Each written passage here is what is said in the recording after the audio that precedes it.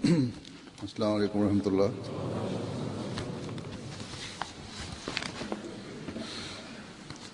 अशहदु अल्ला इलाहा इल्लल्लाह वहदहु ला शरीका लहु व अशहदु अन्ना मुहम्मदन अब्दुहु व रसूलुहु। अम्मा बाद फ़अऊज़ु बिल्लाहि मिनश्शैतानिर रजीम। बिस्मिल्लाहिर रहमानिर रहीम। अल्हम्दुलिल्लाहि रब्बिल आलमीन अर्रहमानिर रहीम मालिकि यौमिद्दीन। इय्याका नअबुदु व इय्याका नस्तईन।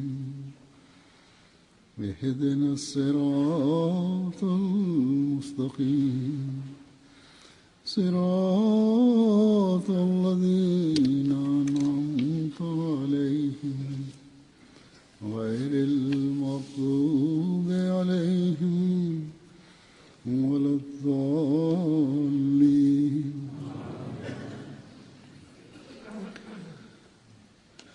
इस वक्त मैं आपको सहाबा हज़रत मसीह मौद अलैहिस्सलाम இப்போதும் நான் ஹஸ்ரத் மஸீஹ் மௌத் அலைஹிஸ்ஸலாத்து வஸ்ஸலாமுடைய சஹாபாக்களின் பையத் தொடர்பான அறிவிப்புகளை எடுத்துரைப்பேன். முதல் அறிவிப்பு ஹஸ்ரத் முகமது ஷா சாஹிபுடையதாகும். நான் கூறிய முந்தைய அறிவிப்புகளில் இதற்கு முன்பான ஒரு சம்பவத்தை எழுதியிருக்கின்றார்கள். நான் எங்கிருந்து இந்த மேற்கோளை எடுத்துள்ளேனோ அது தொடர்ந்து செல்கின்றது. கூறுகின்றார்கள், அஹ்மதி ஆவதற்கு முன்பாக லுதியானா ஸ்டேஷனில் ஹுசூர் அலைஹிஸ்ஸலாத்து வஸ்ஸலாமை சந்திக்கும் போது எழுதினேன், சையதிற்கு மற்றவர்களிடம் பையத் செய்ய வேண்டிய அவசியம் இல்லை என முதலில் எழுதியுள்ளார். இவர் சையத் ஆவார். இவர் கூறுகின்றார், சையதிற்கு மற்றவர்களிடம் பையத் செய்ய வேண்டிய அவசியம் இல்லை என எண்ணியிருந்தேன். முன்பும் ஓர் அறிவிப்பு கூறப்பட்டுள்ளது. ஆகையால் நான் ஹஸ்ரத் மஸீஹ் மவ்ஊத் அலைஹிஸ்ஸலாத்து வஸ்ஸலாம் அவர்களை உண்மையாளர் என புரிந்திருந்தும் பையத் செய்ய அவசியம் இல்லை என்று நினைத்தேன். இந்த கருத்தில் நான் சில காலம் உறுதியுடன் இருந்தேன். ஆனால் ஹஸ்ரத் மிர்சா சாஹிப்பை பற்றி எப்பொழுது எந்த ஒரு கூட்டத்திலும் பேசப்பட்டாலும் அது புகழ்ச்சியுடன் பேசப்பட்டால் ஆர்வமாக கேட்பேன். எந்த கூட்டத்தில் எதிர்ப்புடன் பேசப்படுமோ அந்த கூட்டத்தில் உட்கார்வதை விரும்ப மாட்டேன். அப்படிப்பட்ட கூட்டங்களில் உட்கார மாட்டேன், எழுந்து சென்று விடுவேன். இறுதியில் ஒரு நாள் ஒருவருடைய நாவினால் அவர் மற்றொருவரிடம் பீர் இல்லாதவனே, முர்ஷித் இல்லாதவனே என்று கூறிக்கொண்டிருந்ததனை கேட்டு எனக்கு பீர் இல்லாதவனே, முர்ஷித் இல்லாதவனே என்று கூறுவது ஒரு கெட்ட வார்த்தையாகும் என தோன்றியது. மேலும் நான் பீர் இல்லாமல் முர்ஷித் இல்லாமல் இருக்கின்றேன், சையத் மட்டும் விதிவிலக்கா என்ன? எனக்கு தானாகவே சில சான்றோர்களை பற்றிய சிந்தனை தோன்றியது. சையதாக இருந்த சில பெரியவர்களும் சையத் அல்லாத சில பெரியவரிடம் பையத் செய்து பலன் பெற்றார்கள். நானும் என்னை பற்றி கவலைப்பட ஆரம்பித்தேன். ஆனால் குறைவான அறிவு மற்றும் அறிவீனத்தின் காரணமாக எவரிடமும் கேட்கவில்லை. உள்ளத்தில் ஒரு குறிக்கோளை கொண்டவாறு சில நல்ல மனிதர்களிடம் என்னுடைய நோக்கம் நிறைவேறுவதற்காக ஏதாவது விருது கேட்கவும் செய்யவும் ஆரம்பித்தேன். அதாவது துவாக்கள் செய்ய ஆரம்பித்தேன். முழுமையான வழிகாட்டியாக இருப்பவர் செய்யதாக இருக்க வேண்டுமென்பதே நோக்கமாக இருந்தது. அதாவது செய்யதாக இருக்கக்கூடிய ஒரு பீர் கிடைக்க வேண்டும் என்பதாகும். ஆகையால் பல நாட்களாக தியானம் மற்றும் விருது இவற்றை ஆர்வத்துடன் செய்து வந்தேன். கபர்ஸ்தானில், கிணற்றில், நதிகளில், மலைகளில், பெரியவர்களின் கல்லறைகளில் இவ்வாறு இரவு மறைவான இடங்களுக்கு சென்று 40 நாட்கள் தியானம் செய்தேன். எதுவும் நடக்கவில்லை. இறுதியில் ஒரு நாள் அவநம்பிக்கை அடைந்து படுத்திருந்தேன், உறங்கிவிட்டேன். உறக்கத்தில் ஒரு பெரியவரை கண்டேன். அவர் எனக்கு ஆறுதல் கூறினார். மகனே, உனக்கு கிடைக்கக்கூடிய வழிகாட்டி அனைவருடைய வழிகாட்டியாகவும் இருப்பார். அவர் இருக்கும்போது எல்லா பீர்களும் முர்ஷீதுகளும் தோல்வியடைந்து விடுவார்கள். இந்த காட்சியை கண்டு உள்ளத்தில் திருப்தி ஏற்பட்டது. மேலும் முழுமையான வழிகாட்டி இன்ஷா அல்லாஹ் கிடைத்து விடுவார் என நம்பிக்கை ஏற்பட்டது. இறுதியில் 1905 ஓர் இரவில் நான் கண்டேன், ஒரு பரந்த மைதானம் இருக்கின்றது. அது மிகவும் பரிசுத்தமாக்கப்பட்டுள்ளது. ஒரு பெரிய மாநாட்டு திடல் போன்று மிகவும் தூய்மையாகவும் அதில் ஸ்டேஜ் உயரமாகவும் அரசர்களுக்கு தகுதியானதை போன்று தயாராக உள்ளது. என்னை போன்ற குறைவான அறிவுடையவனாய் அதனுடைய புகழை எடுத்து கூற முடியாது.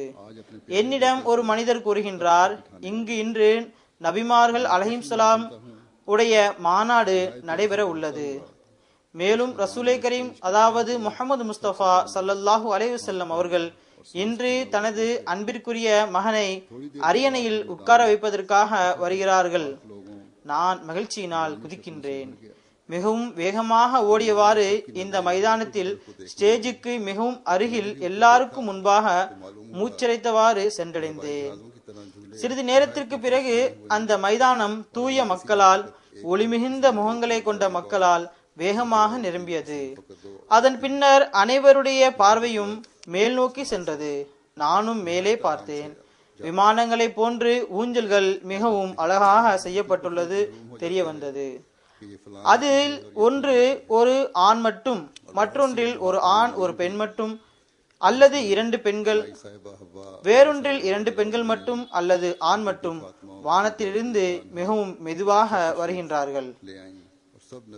இது அந்த நபி ஆவார், இவர் இந்த நபி ஆவார் என எனக்கு தானாகவே தெரிய வருகின்றது. பல உம்மஹாத்துல் முஃமினீனும், உதாரணமாக அன்னை ஹவ்வா, அன்னை ஹாஜிரா, அன்னை மரியம், பிபி ஃபாத்திமா, ஹதீஜா ரலியல்லாஹு தஆலா அன்ஹா போன்ற அனைவரும் வந்தார்கள். அனைத்து நபிமார்கள் அலைஹிஸ்ஸலாம் மற்றும் உம்மஹாத்துல் முஃமினீன்கள் வந்து தத்தமது இருக்கைகளில் அமர்ந்தார்கள். அவர்கள் காத்திருந்தார்கள். வெள்ளிக்கிழமை அன்று காதியானில் மஸ்ஜித் அக்ஸாவில் 2வது கலிஃபத்துல் மஸீஹுடைய காலத்தை பற்றி கூறுகின்றார்கள். அவர்களுக்காக காத்திருப்பதுண்டு. அதனை இவர் சுட்டிக்காட்டுகின்றார். சில சமயங்களில் சிலர் வானத்தை நோக்கி முகம் திருப்பியவாறு தகப்பனும் மகனும் வந்து கொண்டுதான் இருப்பார்கள் என கூறினார்கள். நீண்ட நேரத்திற்கு பிறகு ஒரு ஊஞ்சல் இறங்கியது. அது அனைத்து ஊஞ்சல்களையும் விட அழகாக அலங்கரிக்கப்பட்டிருந்தது. அதில் ஜனாப் முஹம்மது முஸ்தபா ஸல்லல்லாஹு அலைஹி வஸல்லம் மற்றும் ஹஜ்ரத் மிர்சா குலாம் அஹ்மத் சாஹிப் மஸீஹ் மவ்ஊத் அலைஹிஸ்ஸலாத்து வஸலாம் அவர்கள் இறங்கி ஸ்டேஜில் 2 நாற்காலிகள் அடுத்தடுத்து வைக்கப்பட்டிருந்தது. அதில் அமர்ந்தார்கள். முதலில் எனக்கு ரசூலை கரீம் ஸல்லல்லாஹு அலைஹி வஸல்லம் அவர்கள், பிறகு மிர்சா சாஹிப் மஸீஹ் மவ்ஊத் அலைஹிஸ்ஸலாத்து வஸலாம் அவர்கள் அஸ்ஸலாமு அலைக்கும் கூறினார்கள். முதலில் துவக்க உரை ரசூலை கரீம் ஸல்லல்லாஹு அலைஹி வஸல்லம் அவர்கள் நிகழ்த்தினார்கள். நான் எனது மகனை நபிமார்கள் ஆகிய உங்கள் முன்பாக இதனை பற்றி ஏற்கனவே செய்திகள் கூறப்பட்டிருக்கின்றன, அரியணையில் அமர வைக்கின்றேன் என கூறினார்கள். அதற்கு பிறகு ஹஜ்ரத் மிர்சா சாஹிப் மஸீஹ் மவ்ஊத் அலைஹிஸ்ஸலாத்து வஸலாம் அவர்கள் உரை நிகழ்த்தினார்கள். அப்போது எனக்கு செய்யதுடைய உண்மைத்தன்மை தெரிய வந்தது. மேலும் ஹஜ்ரத் சாஹிப்பை பார்த்தேன். லூதியானா ஸ்டேஷனில் பார்த்த அதே மிர்சா சாஹிப்பாக இருந்தார்கள். செய்யத் உடைய உண்மையான தரம் என்னவென்று தெரிந்த பின்பு மறுநாள் காலை எழுந்தவுடன் பையத்திற்கான கடிதத்தை எழுதினேன். ஹஜ்ரத் மிர்சா குலாம் அஹ்மத் ஹஜ்ரத் மஸீஹ் மவ்ஊத் அலைஹிஸ்ஸலாத்து வஸலாம் மீது ஆயிரக்கணக்கான அருள்கள் இறங்கட்டுமாக என்று எழுதியுள்ளார்கள். காமே கான் சாஹிபுடைய மகன் ஹஜ்ரத் முகமது அலி சாஹிப் கூறுகின்றார்கள், 1903 அல்லது 1904 பெரிய அளவில் பிளேக் ஏற்பட்டது. அதன் பின்னர் நான் கோடையில் பைய செய்தேன். முதலில் தந்தை பைய செய்தார்கள். அவர் மூசியாவார், பெஹ்ஷ்தி மக்பாராவில் அடக்கப்பட்டுள்ளார்கள். அவர் கனவில் கண்டார், அவர் வலை விரித்து வைத்திருக்கின்றார். அதில் 3 புறாக்கள் மாட்டிக்கொண்டன.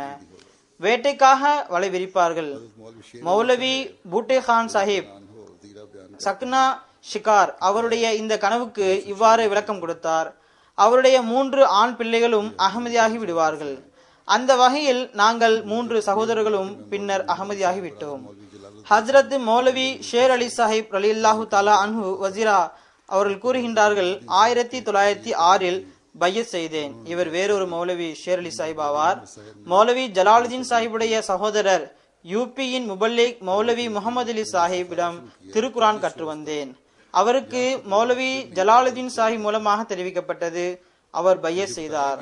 பிறகு மௌலவி அலி முகமது சாஹிப் எங்களுக்கு தப்லீக் செய்ய ஆரம்பித்தார்கள்.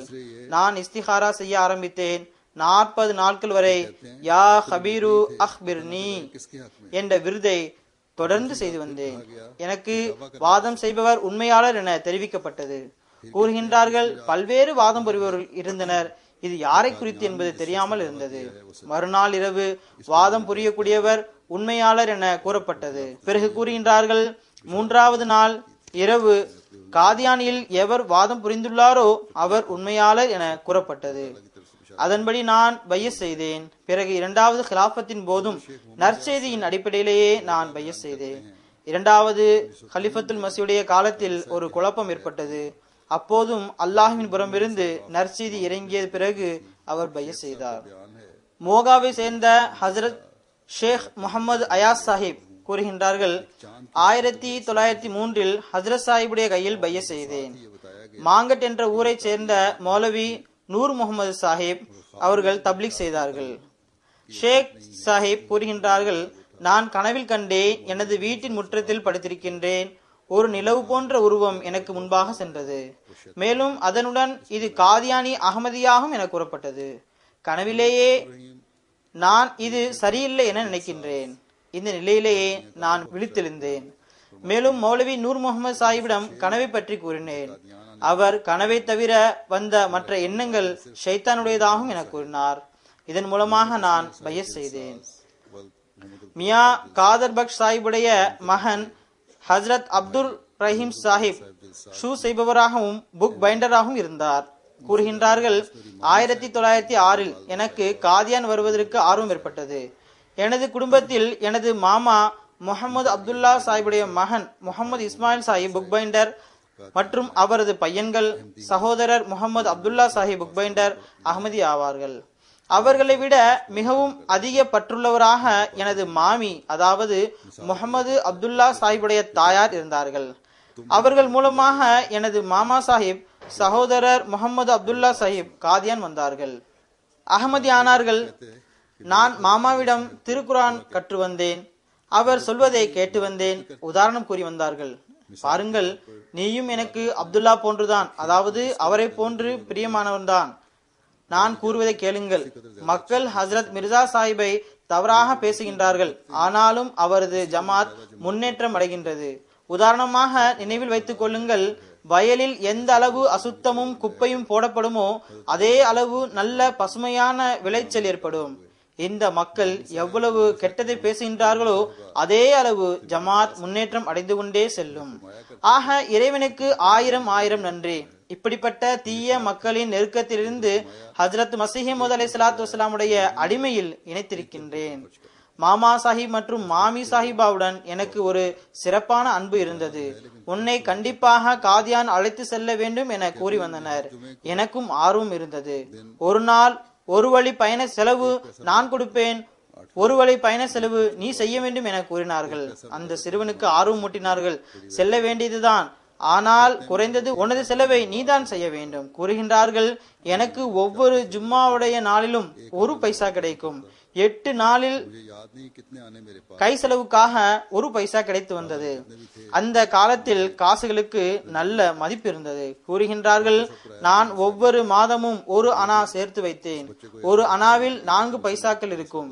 எனக்கு என்னிடம் எத்தனை அணாக்கள் இருந்தன என நினைவு இல்லை. எவ்வாறாயினும் இருந்ததையெல்லாம் எனது மாமாவிடம் கொடுத்தேன். மற்ற அனைத்து செலவுகளையும் மாமா சாஹிப் செலவழித்து வந்தார்கள்.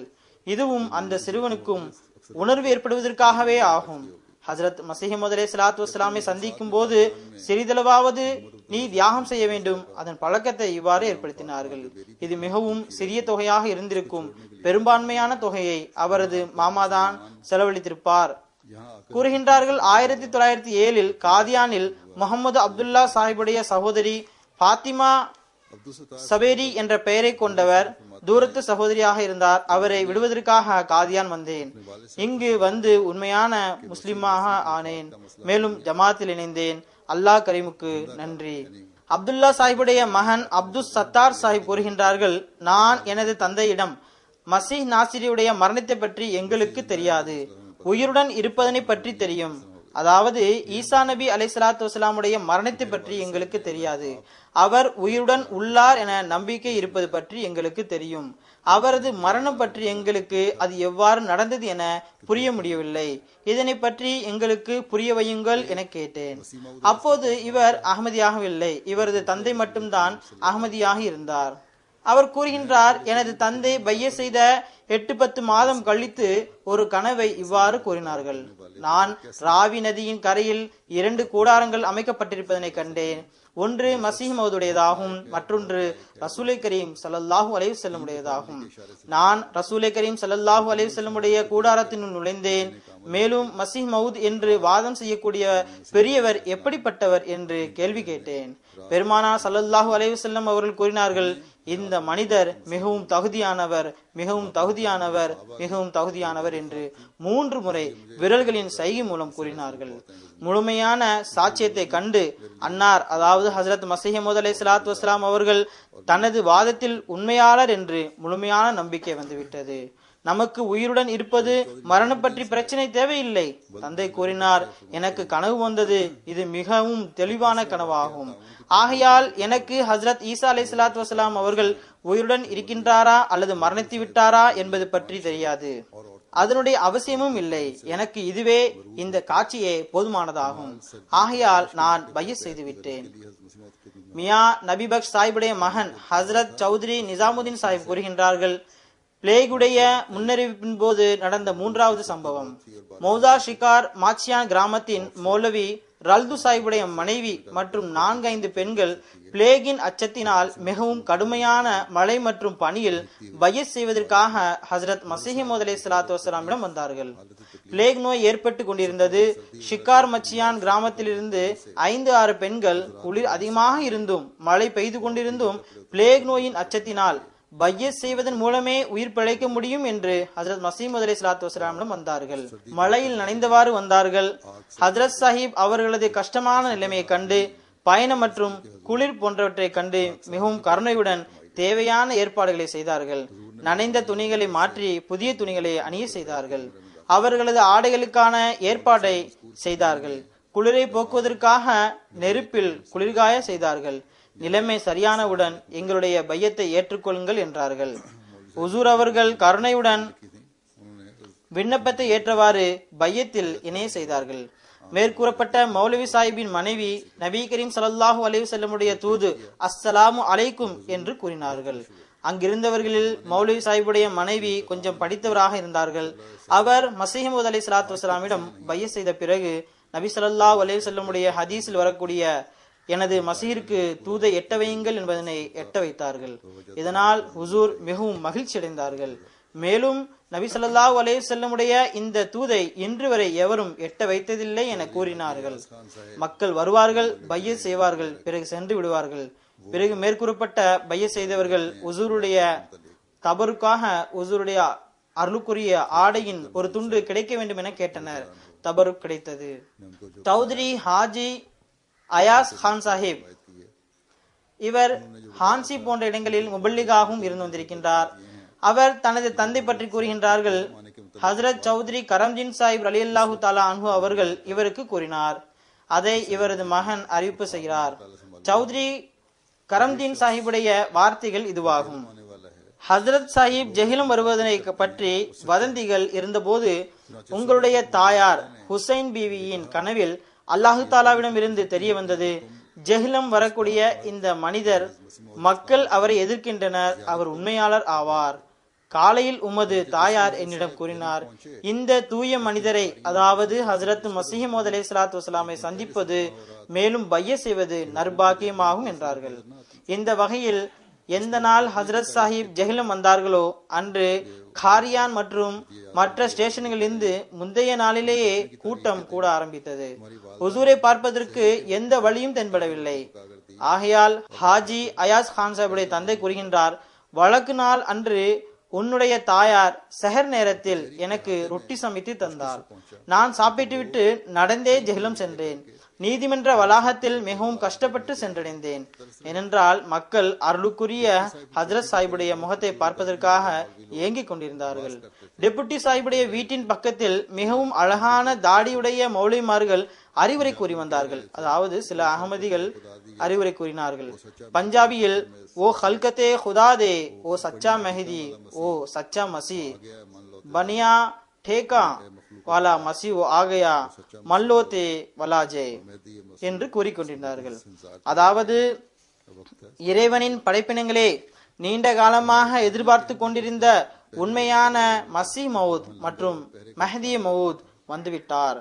இதுவே அந்த நேரமாகும். எனவே அவர் மீது ஈமான் கொள்ளுங்கள்.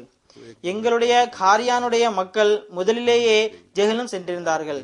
அங்கு லங்கர் மற்றும் பாதுகாப்பிற்கான ஏற்பாடு செய்ய வேண்டியிருந்தது. ஹசரத் சாஹிப் டெபுட்டியுடைய நீதிமன்றத்தில் நுழைந்ததும் 1-2 நிமிடங்களுக்குள் அறையிலிருந்து வெளியே வந்தார்கள்.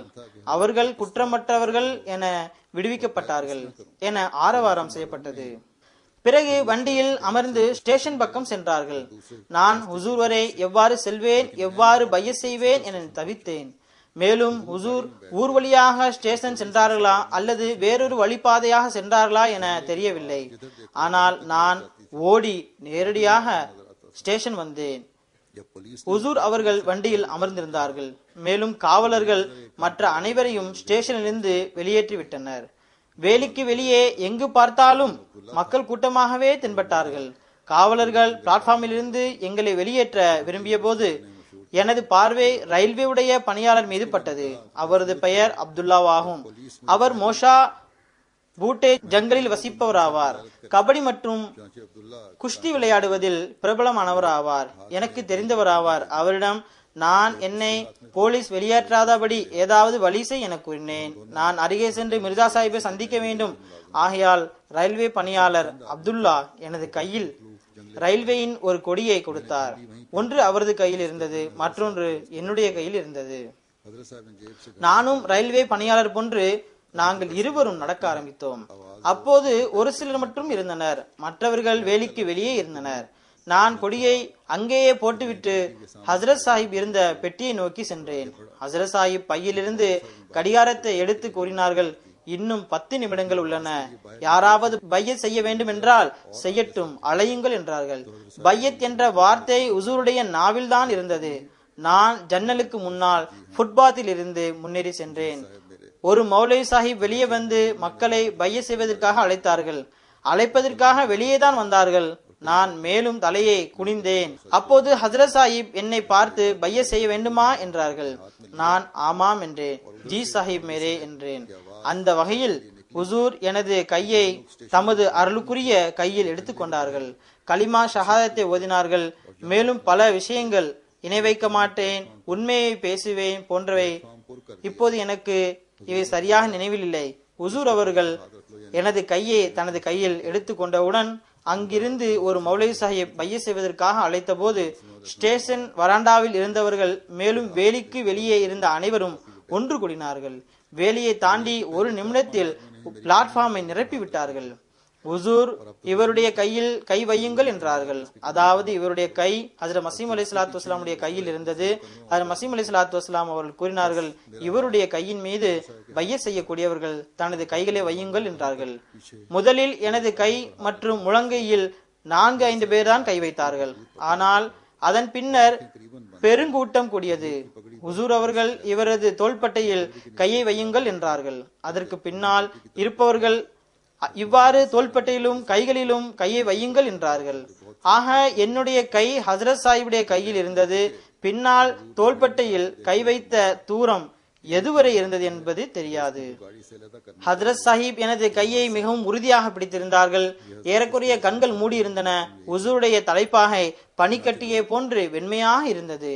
தலைப்பாகையின் கீழ் குல்லா இருக்கவில்லை, மாறாக ரோமி தொப்பி போன்று ஏதோ இருந்தது. தலைப்பாகையின் மேல் 15-20 நேர்த்தியான மடிப்புகள் தொங்கிக் கொண்டிருந்தன. அது மிகவும் அழகாக இருந்தது. பையத் வாங்கிய பிறகு உசூர் அவர்கள் கடிகாரத்தை வெளியே எடுத்து பார்த்து கூறினார்கள், 1 நிமிடம்தான் மீதம் உள்ளது. மக்களை வண்டியை விட்டு தள்ளியிருக்க செய்ய வேண்டும். ஏதாவது அசம்பாவிதம் நடைபெற்று விடக் கூடாது என்றார்கள். இது ஹசரத் சாஹிபுடைய வார்த்தைகள் அல்ல, ஆனால் பொருள் இதுதான். இதனால் மக்கள் கொஞ்சம் வண்டியை விட்டு விலகினர். ஆனால் நான் வாசலின் கைப்பிடியை பிடித்து வைத்திருந்தேன். பிறகு வண்டி மெல்ல நகர ஆரம்பித்தது. நான் மிகவும் ஏக்கத்துடன் ஹுசூரை பார்த்தேன். ஹுசூர் கொஞ்சம் முன்பாக குனிந்து எனது முதுகில் தட்டினார்கள். இறைவன் பாதுகாவலன் ஆவான் என்று கூறினார்கள். ஹுசூர் இவ்வாறு கூறிய பிறகு நான் படிக்கட்டிலிருந்து கீழே இறங்கி வந்தேன். மேலும் என்ன கூறுவேன், மிகவும் அபூர்வமான நேரம், அபூர்வமான உணர்வாக அது இருந்தது. இந்த அளவு மக்களை மறுமையில் தான் பார்க்க முடியும். மரங்களின் மீதும் தரையிலும் மக்களின் கூட்டம் நிரம்பி காணப்பட்டது. பையத் செய்யும் போது தந்தையின் வயது 52 இருந்தது. ஹஜ்ரத் மௌலாதாத் சாஹிப் கூறுகின்றார்கள், 1880க்கு முன்பு உள்ள சம்பவம் ஆகும். அப்போது எனக்கு 10-11 வயதாக இருந்திருக்கும். நான் கனவில் பார்த்தேன், ஒரு பெரிய கூட்டம் மும்முரமாக செயல்பட்டு கொண்டிருந்தது. ஒரு மனிதர் அவர்களுக்கு முன்பாக சுறுசுறுப்பாக சென்று கொண்டிருந்தார். தலையிலும் கழுத்திலும் எதனையும் அணியவில்லை. இடுப்பில் கச்சை கட்டியிருந்தார். அனைவருக்கும் முன்பாக இருப்பவர் வழிகாட்டியாக தெரிகிறார். அவர் கூறுகின்றார், ஹஃப்த் ஜமீன் ஹஃப்த் ஆஸ்மான் அஸ்ஹேஷே பேதாஹமி குணம். பின்னால் இருக்கக்கூடிய அனைவரும் ஒன்றுபட்டு அஸ்ஹேஷ் பேதாஹமி குணம் என்று கூறுகின்றனர். இவ்வாறு கூறிக்கொண்டே ஆடிக்கொண்டே செல்கின்றனர். ஒரு உறுதியான 4 சுவருக்குள் சென்று நுழைகின்றனர். 7 பூமியையும் 7 வானத்தையும் நானே படைக்கக்கூடியவனாவேன், அல்லது நானே படைப்பேன் என்பதாகும். எவ்வாறு இருப்பினும் இதுவும் புதிய பூமி புதிய வானம் படைக்கப்படுவதன் பக்கம் சுட்டி காட்டப்பட்டுள்ளது. மீண்டும் இவருக்கு இது கனவில் காட்டப்பட்டது. அடுத்த அறிவிப்பு இவ்வாறு கூறுகிறார், எனது அண்ணன் அப்துல் ஹக்கீம் சாஹிப் காய்ச்சலினால் நோய்வாய்ப்பட்டிருந்தார். அவருடைய சிகிச்சை ஜமாத்துடைய மிகவும் கொடிய எதிரி ஒரு மருத்துவ மௌலவி செய்து வந்தார். அவருடைய அண்ணன் ஷம்சுதீன் அஹ்மதியாக இருந்தார். மோசாதோ கிராமம் ஷக்ரில் என்ற பகுதியில் இருந்தார். இந்த மருத்துவர் மௌலவி ஹுசூருடைய கண்ணியத்திற்கு தரக்குறைவான வார்த்தைகளை உபயோகித்தார். அதாவது நல்ல வார்த்தைகளை பயன்படுத்தவில்லை. நான் அப்போது அங்கு இல்லை. நோயாளியாக இருந்த எனது சகோதரர் அவரை தடுத்தார். தனது மருத்துவரை அவ்வாறு பேசுவதை தடுத்தார். நான் வெளியிலிருந்து வந்த போது அந்த மௌலவி சென்றிருந்தார். எனது சகோதரர் மிகவும் சகிப்புத்தன்மையுடன், நான் இந்த மருத்துவரிடம் சிகிச்சை பெற மாட்டேன், இவர் ஹஜ்ரத் சாஹிபுடைய கண்ணியத்திற்கு எதிரான சொற்களை பயன்படுத்தி விட்டார். இந்த வகையில் அந்த மௌலவி வழியிலேயே பிளேக் நோய்க்கு ஆளானார். பிறகு எனது சகோதரரை பாகல் நகர் அழைத்து சென்றேன். அங்கு 2 அசிஸ்டன்ட் சர்ஜன் சிகிச்சை அளித்து வந்தார்கள். இறுதியில் இவர் பிழைக்க மாட்டார் என கூறினார்கள். சிகிச்சையை நிறுத்திவிடுங்கள், பணத்தை வீணாக்காதீர்கள் என்றார்கள். பிளேக் மிகவும் அதிகமாக பரவி இருந்தது. தீய வார்த்தைகளை கூறிய மௌலவி வழியிலேயே பிளேக் நோய்க்கு ஆளாகி அழிந்து விட்டார்.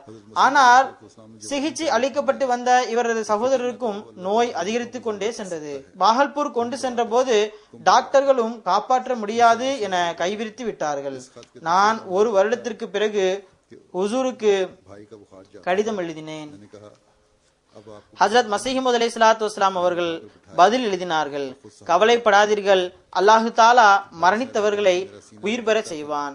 நாமும் துவா செய்வோம், நீங்களும் துவா செய்யுங்கள், இன்ஷா அல்லாஹ் குணம் கிடைக்கும் என எழுதினார்கள். இந்த கடிதத்திற்கு மறுநாள் நான் பார்த்தேன், சகோதரின் காய்ச்சல் குறைந்து கொண்டே சென்றது. இப்போது உங்களுக்கு காய்ச்சல் இல்லை என்று கூறி நான் அவரை தூக்கி உட்கார வைத்தேன். நானும் ஆதரவாக அருகில் அமர்ந்தேன். எனது எரிந்து கொண்டிருந்த நெஞ்சு இப்போது குளிராக உள்ளது என்று சகோதரர் கூறினார். நான் ஹுசூருக்கு கடிதம் எழுதினேன். ஹுசூரும் பதில் எழுதியுள்ளார்கள். அதாவது நாம் துவா செய்வோம், இறைவன் நிவாரணம் அளிப்பான் என்று கூறிய போது அதனை கேட்டு பஞ்சாபியில் கூறினார், ஓஹோ ஹூம் மே நஹி மர்தா மசீனே முர்தே ஜிந்தா கீதா ஹை. இதற்கு பிறகு அவர் அகமதியாகிவிட்டார். அதாவது அவர் பையத் செய்து விட்டார். பிறகு ஆரோக்கியம் கிடைத்தது. இதற்கு முன்பு இவர் அகமதியாக இல்லை. ஆனால் மசீம் அலைஹிஸ்ஸலாத்து வஸ்ஸலாத்திற்கு எதிராக பேசுவதனை விரும்பாதவராய் இருந்தார். ஹஜ்ரத் சூஃபி किस लिबास में நபிபக்ஷ் சாஹிப் கூறுகின்றார்கள், உசூர் அவர்கள் பள்ளிவாசலுக்கு வந்ததும் எனது பார்வை உசூருடைய முகத்தின் மீது பட்டது. நான் உசூரை கண்டுகொண்டேன். உடனே உள்ளத்தில் மின்னலை போன்று ஒரு அலை உருவானது. இவர் நான் செப்டம்பர் 1882 மாணவ பருவத்தில் கனவில் கண்ட அதே அருளுக்குரிய நபர் ஆவார். ஹசரத் சாஹிப் கனவில் சந்தித்த போது அணிந்திருந்த அதே ஆடையைத்தான் அன்றும் அணிந்திருந்தார்கள். वास्ते மௌலானா பத்ருதீன் சாஹிபுடைய மகன் ஹசரத் மௌலவி இமாமுதீன் சாஹிப் கூறுகின்றார்கள், खासा अंबिया का அஹமதியா ஜமாத்தில் இணைவதற்கு முழுமையான வழிகாட்டல் உண்மையான கனவின் மூலம் ஏற்பட்டது. சுன்னத்தான இஸ்திகாராவை பலமுறை செய்த பிறகு எனக்கு வந்தது. நான் முதன்முறையாக பட்டாலாவை சார்ந்த பீர் சாஹிபிடம் அனுமதி கேட்டு காதியானை பார்ப்பதற்காக வந்த போது ஹசரத் மசீஹ் மவ்ஊத் அலைஹிஸ்ஸலாத்து வஸலாம் அவர்களை சந்திக்கும் சமயத்தில் வஹி நபிமார்களுக்குரிய சிறப்பாகும், நீங்கள் எவ்வாறு வாதம் புரிகின்றீர்கள் என்று கேட்டேன். கூறினார்கள், வஹி தேனிகளுக்கு கூட இறங்குகிறது. சையத் அப்துல் காதிர், ஹசரத் முஜத்தித் அல்ஃபுசானி, ஷேக் அஹமது சாந்தி ஆகியவர்கள் கூட வஹி மற்றும் இல்ஹாம் இறைவனுடைய சந்திப்பு வழிமாறலுக்கும் ஏற்படும் என கூறியுள்ளார்கள் என்றார்கள். நான் விவாதம் செய்ய வரவில்லை என்றேன். எனக்கு சூஃபிகளை போன்று आपने உண்மையான கனவு அல்லது இல்ஹாம் அல்லது ஹஜ்ரத் நபி ஸல்லல்லாஹு அலைஹி வஸல்லமுடைய சந்திப்பின் மூலம்தான் உங்களுடைய உண்மைத்தன்மை மீது எனக்கு நம்பிக்கை வரும் என்றேன். அதாவது நான் விவாதம் செய்ய மாட்டேன். ஏதாவது உண்மையான கனவு அல்லது இல்ஹாம் இறங்க வேண்டும் அல்லது ஹஜ்ரத் நபி ஸல்லல்லாஹு அலைஹி வஸல்லம் அவர்களை கனவில் சந்திக்க வேண்டும் என்றார். அன்னார் இஸ்திகாரா செய்யுங்கள் என்றார்கள். நான் எந்த இஸ்திகாரா என்றேன். எனது உண்மைத்தன்மை அல்லாஹு தாலாவிடம் கேளுங்கள் என்று நபி ஸல்லல்லாஹு அலைஹி வஸல்லம் அவர்கள் கூறினார்கள். எனவே அவனிடமே கேளுங்கள் என்றார்கள். எவ்வாறு என்று கேட்டேன். இஸ்திகாரா செய்து என்றார்கள். இந்த இரண்டு விஷயங்கள் மூலமாக இந்த மனிதர் தந்திரக்காரன் இல்லை என்ற நம்பிக்கை உண்டானது. இவ்வாறு 4 மாதங்கள் சுன்னத்தான இஸ்திகாராவை செய்தேன். அதற்கு பிறகு நான் இந்த கனவை கண்டேன். நான் ஒரு பள்ளிவாசலுக்கு வந்திருக்கின்றேன். அது முபாரக் பள்ளிவாசலை போன்று உள்ளது. ஹசரத் சாஹிப் சுபு தொழுகை தொழுத பிறகு முற்றத்தில் அருளுக்குரிய மிகவும் ஒளிமிகுந்த தன்மையுடன் வந்து அமர்ந்தார்கள். நான் உங்களுடைய வாதத்தின் உண்மைக்கு சாட்சியை கேட்கின்றேன், அதாவது உங்களுடைய வாதம் எவ்வாறு உண்மையானது என்பதனை கேட்க விரும்புகின்றேன் என்றார். அன்னாரிடமிருந்து மிகவும் உயர்ந்த சப்தம் ஒன்று வந்தது. ஜிஸ் ஹோனாசி ஓ இத்தே ஆகயா, அதாவது யார் வர வேண்டியிருந்ததோ அவர் வந்துவிட்டார். இந்த சப்தம் எனது உள்ளத்தினுள் நுழைந்தது. மேலும் முழுமையான நம்பிக்கை ஏற்பட்டது. யார் வர வேண்டி இருந்தது, அதாவது மசீஹ் மௌத் மெஹதியே மஹூத் இந்த மிர்சா சாஹிப் ஆவார். இஸ்திகாரா சமயத்தின் போது நான் பல துவாக்களை மிகவும் உருக்கத்துடனும் மன்றாடலுடன் கேட்டேன். அல்லாஹ்வே, எனக்கு தெளிவாக தெரிவிக்கவில்லை என்றால் மறுமையில் என்னிடம் கேள்வி கேட்கப்பட்டால் நான் உலகில் மிகவும் உருக்கத்துடன் ஈசா மெஹதி இவர்தான் என்றால் எனக்கு தெரியப்படுத்து என துவா செய்தேன். நீ ஏன் எனக்கு தெரியப்படுத்தவில்லை என்றே கூறுவேன் என்று கூட துவா செய்தேன். பிறகு நான் உசூருக்கு கடிதம் எழுத ஆரம்பித்தேன்.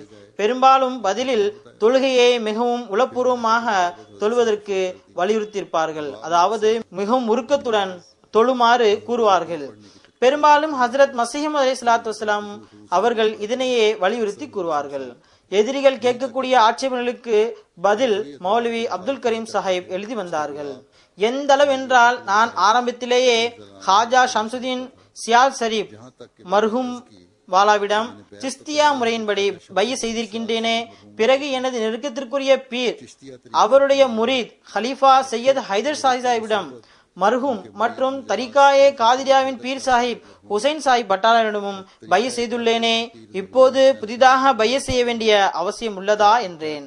அன்னார், அது வேற பையத்தாகும், இப்போது செய்யக்கூடியதுதான் மிகவும் அவசியமான பையத்தாகும் என்றார்கள்.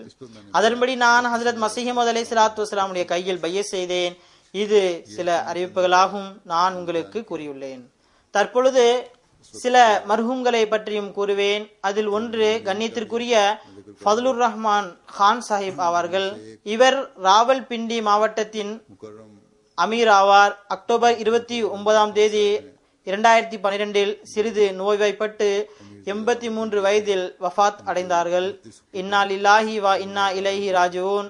இவர் இன்றைய நாட்களில் இங்குதான் இருந்தார். ஜல்சாவிற்கு வந்திருந்தார். நான் அவரை சிறிது காலம் தங்குங்கள் என்றேன். நோய் மிக நீண்ட காலமாக இருந்து வந்தது. ஆனால் மாஷா அல்லாஹ் அறிவு மிகவும் அலாட்டாக இருந்தது. தைரியத்துடன் அமாரத்துடைய பொறுப்பை கவனித்தார்கள். இவர் கண்ணியத்திற்குரிய மௌலவி அப்துல் கஃபூர் சாஹிபுடைய மகன் ஆவார். அவர் இரண்டாவது ஹிலாபத்தின் போது பையத் செய்தார். கண்ணியத்திற்குரிய ஃபதுலுர் ரஹ்மான் சாஹிப் பிறப்பால் அஹ்மதி ஆவார். இவர் ஆரம்ப கல்வியை பாராசாண்ட் என்ற ஊரில் கற்றார்கள். மிடில் மற்றும் மெட்ரிக் தேர்வுகளில் சிறப்பான முறையில் தேர்ச்சி பெற்றார்கள். 1948 இஸ்லாமியா கல்லூரி பஷாவரில் அட்மிஷன் பெற்றார்கள். 1950-51 ஆண்டு FSCயில் தேர்ச்சி அடைந்தார்கள். அதற்கு பிறகு Punjab college of engineering and technology லாகூரில் அட்மிஷன் பெற்றார்கள். 1953-54 BSc mechanical engineering, civil engineering போன்றவற்றில் தேர்ச்சி அடைந்தார்கள். பல்வேறு அரசாங்க மற்றும் தனியார் துறைகளில் உயர்ந்த பொறுப்புகளை வகித்து வந்துள்ளார்கள். இன்ஜினியரிங் காலேஜில் கல்வி பயிலும் போது ஹஜ்ரத் இரண்டாவது ஹலிஃபத்துல் மசீஹ் ரலியல்லாஹு தாலா அன்ஹு இவரை அஹ்மதியா இன்டர் காலேஜ் அசோசியேஷன் உடைய பிரசிடென்டாக நியமித்தார்கள். மேலும் கூறுகின்றார்கள், ஒருமுறை அஹ்மதி அல்லாத சக மாணவர்களுடன் இவர் இரண்டாவது ஹலிஃபத்துல் மசீஹுடைய ஒரு கூட்டத்தை ஏற்பாடு செய்திருந்தார்கள். பிறகு அங்கு வந்து உசூரிடம் தெரிவித்ததும் ஹஜரத் இரண்டாவது ஹலிஃபத்துல் மசீஹ் அவர்கள், இன்றைய நாட்களில் நான் மிகவும் வேலையாக இருக்கின்றேன் என்றார்கள். அதற்கு இவர், நான் இதற்கான அறிவிப்பையும் செய்துவிட்டேன் என்றார். பிறகு அதன்படி இரண்டாவது ஹலிஃபத்துல் மசீஹ் அவர்கள், நான் லாகூர் வருகின்றேன் என்றார்கள். இவரிடம் ஏற்பாட்டை செய்வதற்கு கூறினார்கள். இவர் ஏற்பாட்டை செய்தார். லாகூர் ஜமாத்துடைய அமீருக்கு பிறகுதான் இரண்டாவது ஹலிஃபத்துல் மசீஹ் அவர்கள் லாகூர் வருகிறார்கள் என்றே தெரிய வந்தது. எவ்வாறாயினும் இவர் அந்த காலத்திலிருந்தே ஜமாத் பணிகளில் ஈடுபட்டிருந்தார்கள். ஹைதராபாத் ஜமாத் நிறுவப்பட்ட சமயத்தில் பணி தொடர்பாக அங்கிருந்தார்கள். மூன்றாவது ஹலிஃபத்துல் மசீஹுடைய காலத்தில் ஹுத்தாமுல் அஹ்மதியா அமைப்பில் இலாக்கா காயித் ஹுத்தாமுல் அஹ்மதியா, பிறகு ஹைதராபாத் மாவட்டத்தின் காசியாகவும் தொண்டாற்றினார்கள். இதனை தவிர ஹல்கா சதராகவும் இருந்திருக்கின்றார்கள். செக்ரட்டரி இஸ்லாம் இர்ஷாதாகவும் மாவட்ட துணை அமீராகவும் இருந்திருக்கின்றார்கள். 1998 நான்காவது ஹலிஃபத்துல் மசீஹ் அவர்கள் இவரை ராவல்பிண்டி நகரத்தின் மற்றும் மாவட்டத்தின் அமீராக நியமித்தார்கள். ஹிலாஃபத்துடன் ஜமாத் அமைப்புடனும் உணர்வுபூர்வமான அன்பு கொண்டிருந்தார். ஒவ்வொரு கூட்டத்திலும் இவருடைய பேச்சின் மைய கருத்து ஜமாத்துடைய சம்பவங்கள், ஹஜ்ரத் மசீஹ் மவ்ஊத் அலைஹிஸ்ஸலாத்து வஸ்ஸலாமுடைய சஹாபாக்களின் வாழ்க்கை மற்றும் சம்பவங்கள், அஹ்மதியத்துடைய ஹலிஃபாக்கள் தொடர்பாகவே இருக்கும். எப்போதும் ஹிலாஃபத்துக்கு கட்டுப்படுதல் மற்றும் காலத்தின் ஹலிஃபாவுடன் உறுதியான தொடர்பு குறித்து தனது பிள்ளைகளுக்கு வலியுறுத்தி வந்தார்கள். மிகவும் அதிகமாக துவா செய்யக்கூடியவர் ஆவார். இவருடைய பிள்ளைகள் கூறுகின்றனர், ஒவ்வொரு நாளும் காலையில் வீட்டை விட்டு வெளியே செல்வதற்கு முன்பு அனைவரையும் உட்கார வைத்து துவா செய்வார்கள். ஆரம்பத்திலிருந்தே இந்த வழக்கத்தை கொண்டிருந்தார்கள். கடந்த சில நாட்களாக மருத்துவமனையில் இருந்தார்கள்.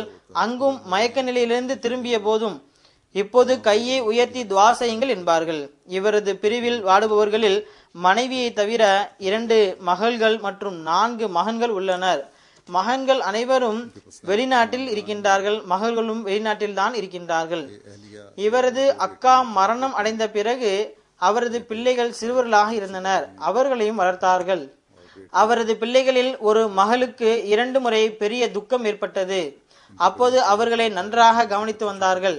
ஏனென்றால் இவரது சகோதரி மகளுக்கு சாங்கட்டில் திருமணம் செய்து வைத்தார்கள். அங்கு இவரது சகோதரி மகளுடைய கணவரை ஷஹீதாக்கினார்கள். பிறகு 2வது திருமணம் அவரது சகோதரர் பீர் சாஹிபுடன் செய்து வைத்தார்கள். அவரையும் சில நாட்களுக்கு பிறகு ஷஹீதாக்கினார்கள். இவ்வாறு இவரது சகோதரி மகள் 2 முறை விதவையானார்கள். 2 முறையும் ஷஹீதுடைய விதவையானார்கள். இவரை பற்றி ஆக்டிங் அமீர் முபாரக் அஹமத் சாஹிப் ராவல்பிண்டி எழுதுகிறார்கள், ஜமாத்தின் ஒவ்வொரு உறுப்பினர்களும் அவர் சிறுவராக இருந்தாலும் பெரியவராக இருந்தாலும் ஆணாக இருந்தாலும் பெண்ணாக இருந்தாலும் இவருடைய கருணையிலிருந்து தனிப்பட்ட முறையில் பலன் அடைந்து வந்தனர். அல்லாஹு தாலா வழிநடத்தி செல்லக்கூடிய திறமையை அதிகமாக இவருக்கு வழங்கியிருந்தான். இறைவனால் வழங்கப்பட்ட அந்த திறமைகள் தான் இவருடைய அமீர் காலத்தில் நவம்பர் 1998 ராவல்பிண்டி ஜமாத் பொருட்கள் மற்றும் உயிர் தியாகங்களில் ஒவ்வொரு பிரிவிலும் முன்னேற்றம் அடைந்தது. மேலும் நாட்டில் சிறந்த ஜமாத்துகளில் ராவல்பிண்டியும் ஒன்றாக எண்ணப்பட்டது.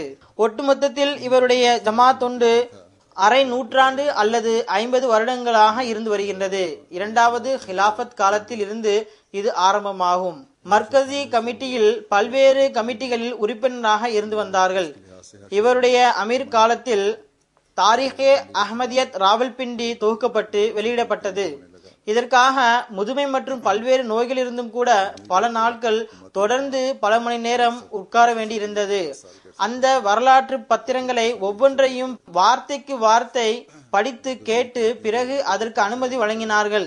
மேலும் ஹிலாஃபத் ஜூப்லியின் நூற்றாண்டு விழாவின் போது அஹ்மதியா முஸ்லிம் ஜமாத் ராவல்பிண்டிக்கு ஒரு பார்ப்பதற்கு அழகான தனிப்பட்ட முறையில் ஹிலாஃபத் ஜூப்லி சொவினியர் வெளியிட வாய்ப்பு கிடைத்தது. இதற்குரிய அனைத்து பாராட்டும் இவரையே சேரும். இந்த முக்கியமான பணியில் ஆர்வம் கொண்டார்கள். கட்டுரை எழுதும் ஆண்களுக்கும் பெண்களுக்கும் தனிப்பட்ட முறையில் போன் செய்து கட்டுரைகள் எழுத செய்தார்கள். நான் கூறியது போன்று 1998 4வது ஹலிஃபத்துல் மசி அவர்கள் இவரை ராவல்பிண்டி ஜமாத்திற்கு அமீராக நியமித்தார்கள். அதற்கு முன்பு ஏறக்குறைய 4.5 வருடம் வரை துணை அமீராக தொண்டாற்றுவதற்கு வாய்ப்பு கிடைத்து வந்தது. அமாரத் மாற்றப்பட்ட போது நான் அப்போது நாசிர் ஆலாவாக இருந்தேன். எனக்கு ஞாபகம் இருக்கின்றது, இவர் 4வது ஹலிஃபத்துல் மசி அவர்கள் சதர் குத்தாமுல் அஹ்மதியாவாக இருந்தபோது அவருடன் காயிது குத்தாமுல் அஹ்மதியாவுடைய பிரதிநிதியாக செயல்பட்டு வந்தார்கள். அப்போது பல பெயர்கள் எனக்கு முன்னால் இருந்ததில்லை. 4வது ஹலிஃபத்துல் மசி அவர்கள் எனக்கு ராவல்பிண்டி நகருக்கும் மாவட்டத்திற்கும் அமீர் பதவிக்கு ஏதாவது பெயரை பரிந்துரை செய்யுங்கள் என்றார்கள். அப்போது இவருடைய ஒரு பெயரை மட்டும்தான் நான் அனுப்பினேன். அதற்கு உடனடியாக 4வது ஹலிஃபத்துல் மசி அவர்கள் அனுமதி வழங்கினார்கள். மேலும் இவரை நான் நன்கு அறிவேன். இவர் நன்றாக பணிபுரியக்கூடியவர் ஆவார். அமைப்பு ரீதியிலும் நல்லொழுக்கத்திலும் விசுவாசத்திலும் மிக சிறந்தவர் ஆவார். இன்ஷா அல்லாஹு தாலா பணியை கவனிப்பார்கள் என எழுதியிருந்தார்கள். அல்லாஹுவின் அருளினால் மிகவும் சிறந்த நல்ல முறையில் பணியை செய்தார்கள். வாழ்வின் கடைசி நாள் வரை ஒப்படைக்கப்பட்ட பொறுப்புகளை மிகவும் சிறந்த முறையில் செய்தார்கள். மேலும் ஹிலாஃபத்திற்காக உயிரை அர்ப்பணிக்கக்கூடியவர் ஆவார். மேலும் சைகின்படி நடக்க தெரிந்தவர் ஆவார். அதனை நற்பேராக கருதி வந்தார். ஜமாத் பணிகளில் மட்டுமல்ல, மாறாக நானும் பார்த்திருக்கின்றேன். சொந்த விஷயங்களிலும் இங்கு ஜலசாவிற்கு வந்த போது கொஞ்ச காலம் இங்கு தங்குங்கள் என்றேன். இவருடைய மனைவியுடைய முகத்திலிருந்து இங்கு தங்க விருப்பம் இல்லை என தெரிந்தது. ஆனால் இவர் மிகவும் உற்சாகத்துடன் இன்ஷா அல்லாஹ் நாங்கள் நீங்கள் கூறும் வரை இருப்போம் என்றார்கள். ஒருவேளை இங்குதான் இவருடைய வஃபாத் நிகழ வேண்டும் என இருந்தது. ஜனாசா தொழுகையை தொழ வைக்க வேண்டும் என இருந்தது. இன்ஷா அல்லாஹ் இவருடைய ஜனாசாவை நான் தொழ வைப்பேன். இதற்காகத்தான் அல்லாஹு தாலா இவ்வாறான ஏற்பாட்டை செய்திருக்கின்றான். டாக்டர் நூரி சாஹிபுடன் இவருக்கு நல்ல தொடர்பு இருந்தது. அவர் எழுதுகின்றார், இவருடன் என்னுடைய தொடர்பு பல வகையில் இருந்தது. நெருங்கிய நண்பராவார். துணை அமீராகவும் டாக்டர் சாஹிப் இவருடன் பணியாற்றி இருக்கின்றார். மேலும் டாக்டர் என்ற ரீதியிலும் தொடர்பு இருந்தது. எல்லா வகையிலும் நான் இவரை பார்த்திருக்கின்றேன். ஃபதுலுர் ரஹ்மான் சாஹிப் பல சிறப்புகளுக்கு சொந்தக்காரராவார். இறைவனிடத்தில் மிகவும் அஞ்சக்கூடிய, எல்லா நிலையிலும் அவனிடமே நம்பிக்கை வைக்கக்கூடியவர் ஆவார். ஹிலாஃபத்துடன் முழுமையான விசுவாசம், கட்டுப்படுதல், அன்பு, நேசம் கொண்டவராக இவர் இருந்தார். எப்பொழுதும் காலத்தின் கலிஃபாவை பற்றி பேசினாலும் இவருடைய குரல் தாழ்ந்துவிடும். கண்களிலிருந்து கண்ணீர் சிந்த ஆரம்பிக்கும். இவரது முழு வாழ்வும் ஜமாத்திற்கு தொண்டாற்றுவதற்கு அர்ப்பணமாகி இருந்தது. இவருக்கு பல நோய்கள் இருந்தன. வீல் சேர் உபயோகப்படுத்தி வந்தார்.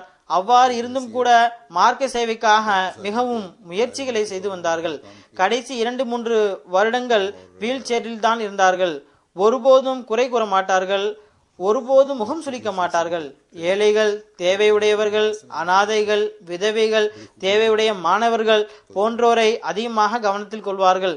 அன்பிற்குரிய சொந்தங்கள், பல்வேறு கஷ்டங்கள் இருக்கக்கூடியவர்கள், பொருளாதார சீர்கட்டினால் பாதிக்கப்பட்ட குடும்பங்களுக்கு உதவி மற்றும் வழிகாட்டி வந்தார்கள். ராவல்பிண்டி மாவட்டத்தினுடைய காயித் குத்தாமுல் அஹ்மதியா எழுதுகின்றார்கள், மதிப்பிற்குரிய அமீர் சாஹிப் பல்வேறு தனிப்பட்ட சிறப்புகளுக்கு சொந்தக்காரராவார். இவர் மிகவும் அதிக அன்பு செலுத்தக்கூடிய, ஏழைகளுக்கு உதவக்கூடிய, இறை நியதியில் திருப்தி கொள்ளக்கூடிய, ஹிலாஃபத்துடன் உளப்பூர்வமான அன்பு கொள்ளக்கூடிய, பொறுமை மேற்கொள்ளக்கூடிய, நன்றி செலுத்தக்கூடிய நபர் ஆவார்.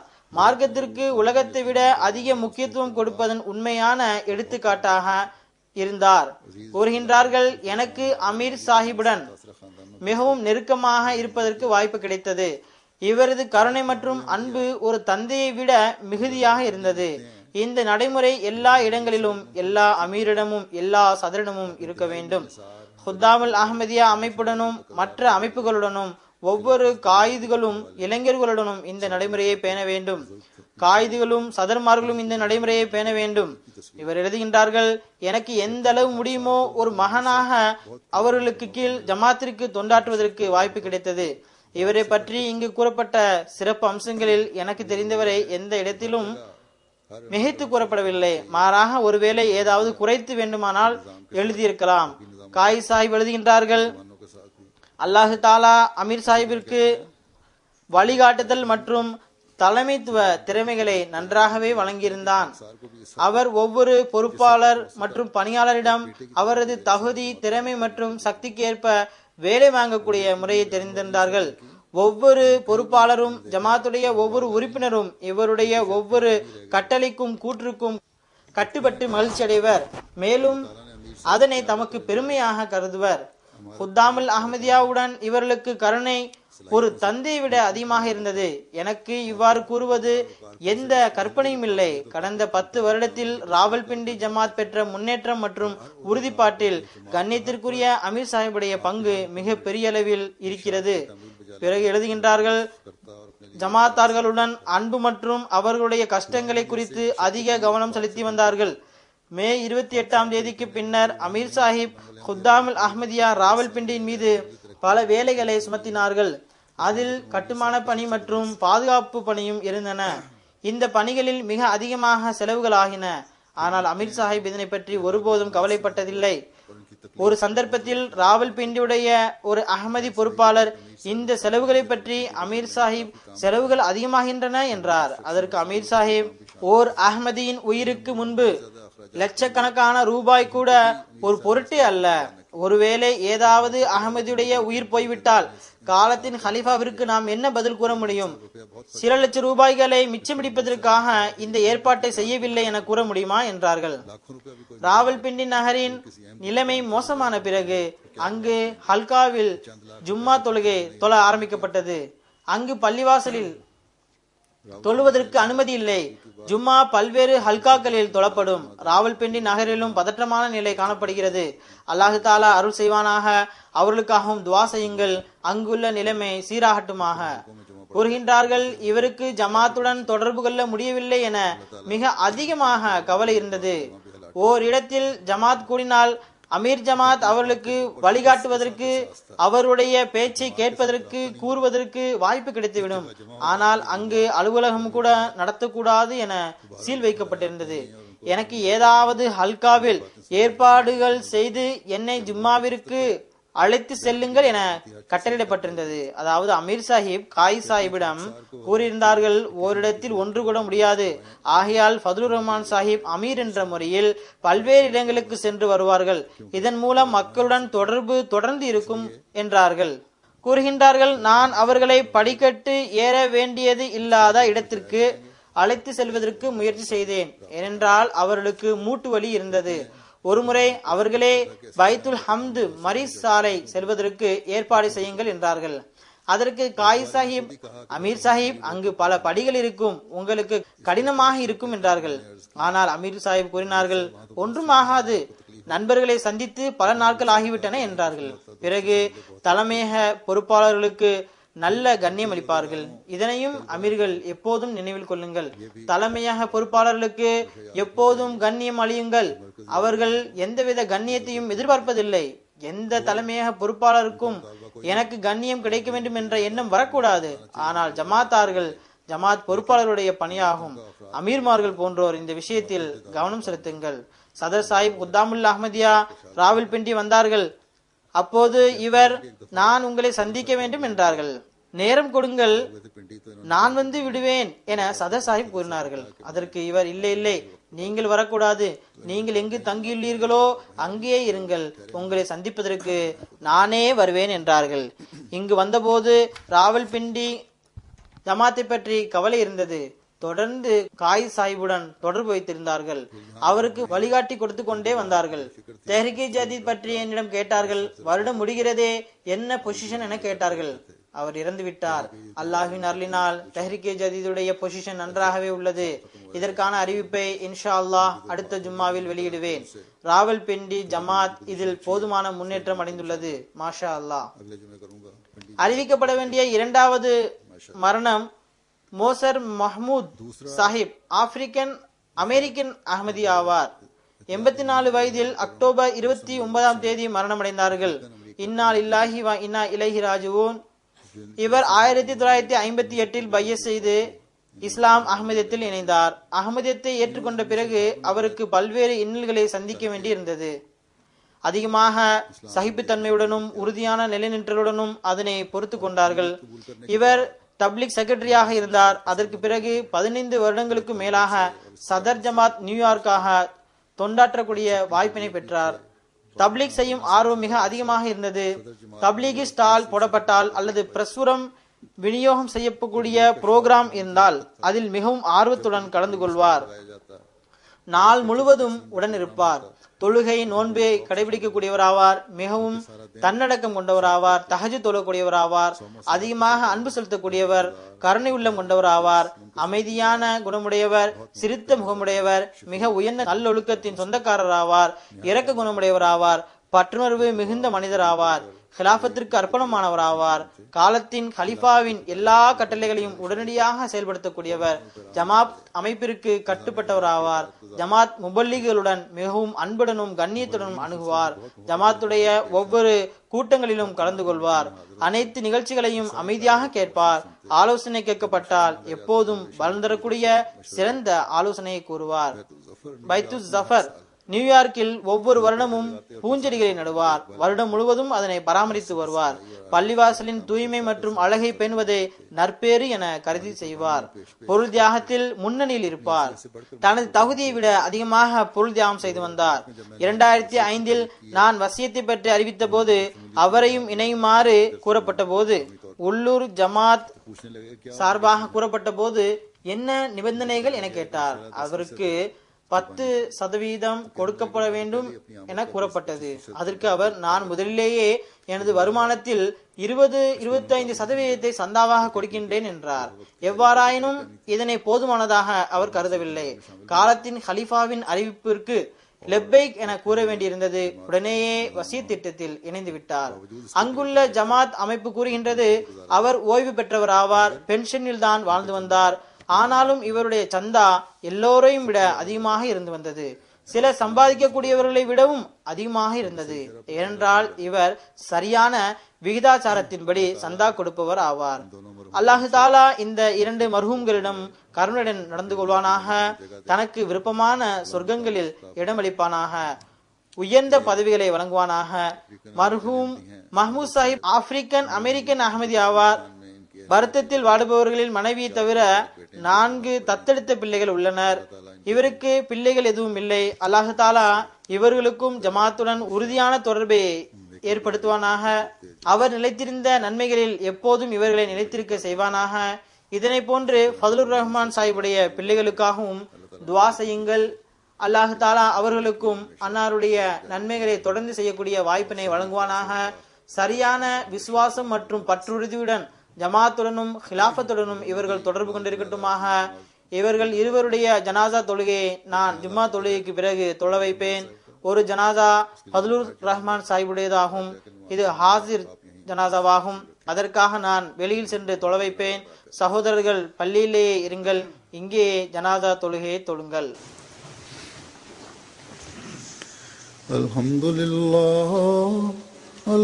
لله نحمده ونستعينه ونستغفره ونؤمن به ونتوكل عليه ونعوذ بالله من شرور أنفسنا ومن سيئات أعمالنا من يهده الله فلا مضل له ومن يضلل فلا هادي له ونشهد أن لا إله إلا الله ونشهد أن محمدا عبده ورسوله عباد الله رحمكم الله إن الله يأمر بالعدل والإحسان